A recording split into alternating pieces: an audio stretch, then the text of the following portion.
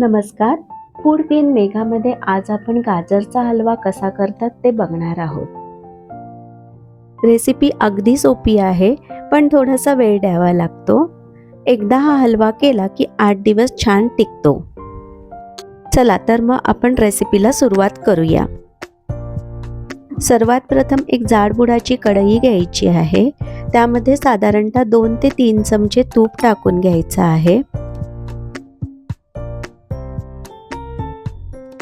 आता या ठिकाणी गच्च दाबून 2 वाटी गाजराचा कीस घ्यायचा आहे. गाजराचा कीस करण्यासाठी बाजारातून छान लाल सुटूक गाजर घेऊन यायचे आहेत. ते स्वच्छ धुवायचे आणि किसणीवर किसून घ्यायचे आहेत.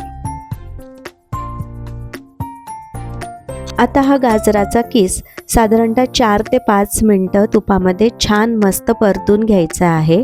सतत हलवत राहायचं आहे. 5 मिनिट परतून झाला की 2 चमचे तूप टाकून परत परतून घ्यायचा आहे. तुपामध्ये तो चांगला मऊसूत होतो.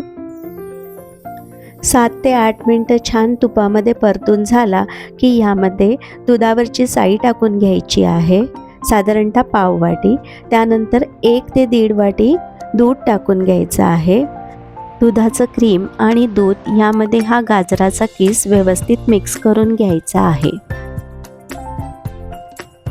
एखादा मिनिट परतून झाला की ह्यावर झाकण ठेवून हा गाजराचा कीस आहे तो दुधामध्ये छान शिजू द्यायचा आहे.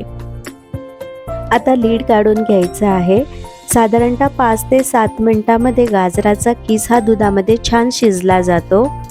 परत एकदा एखादा मिनिटभर हा व्यवस्थित मिक्स करून घ्यायचा आहे. हे बघा, या ठिकाणी दूध पण पूर्णपणे आटलेलं आहे. आता यामध्ये तुम्ही तुमच्या आवडीप्रमाणे ड्रायफ्रूट्स टाकून घ्यायचे आहेत. वेलची पूड टाकायची आहे. ड्रायफ्रूट्स तुम्ही तुमच्या आवडीप्रमाणे कोणतेही टाकू शकता. आता यावर परत झाकण ठेवून एखादा मिनिट शिजू द्यायचं आहे. 1 ते 2 मिनिटांनी झाकण काढून चेक करायचं आहे. दूध हे गाजराच्या किसामध्ये पूर्णपणे मिक्स झालेलं आहे. गाजराच्या हलव्यामध्ये तुम्हाला जर खवा घालायचा असेल तर तुम्ही ह्या स्टेजला खवा ॲड करू शकता. आता या ठिकाणी गाजराच्या किसाच्या अर्धी साखर घालून घ्यायची आहे. मी या ठिकाणी 1 वाटी साखर घातलेली आहे. साखरेचे प्रमाण हे तुम्ही तुमच्या आवडीप्रमाणे कमी जास्त करू शकता. साखर ही गाजराच्या किसामध्ये व्यवस्थित मिक्स करून घ्यायची आहे आणि यावरती झाकण ठेवून एक 2 ते 3 मिनिटं शिजू द्यायचं. आता झाकण काढून परत चेक करायचं. साखर ही पूर्णपणे गाजराच्या किसामध्ये मिक्स झालेली आहे. आता या ठिकाणी आपण परत एखादा चमचा तूप टाकून घ्यायचा आहे. सगळ्यात शेवटी तूप टाकल्यामुळे गाजराच्या हलव्याला एक छान चकाकी येते, म्हणून हे तूप सगळ्यात शेवटी टाकून घ्यायचं आहे. गाजराच्या हलव्यामध्ये ड्रायफ्रूट्स हे तुपामध्ये तळून टाकायचे आहेत.